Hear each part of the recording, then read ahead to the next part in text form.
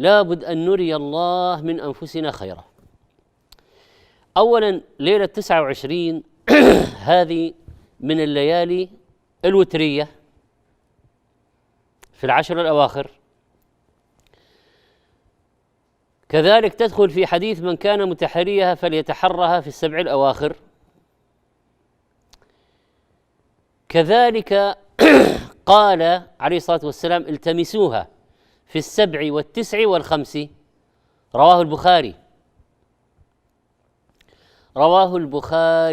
قال والتسع، قال ابن حجر في فتح الباري يعني أي في ليلة 29. إذن فيها نص أيضا. فاحرص يا أخي، فاحرصي يا أختي هذه الليلة القيام،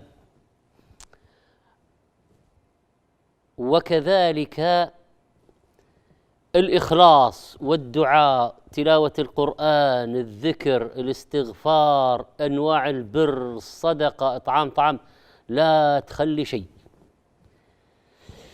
شهر رمضان قرب رحيله وأزف تحويله، وإنه شاهد علينا أو لنا بما أودعناه من الأعمال، فمن أودعه صالحا في ختام الشهر فليحمد الله. لماذا نركز على الليلة هذه؟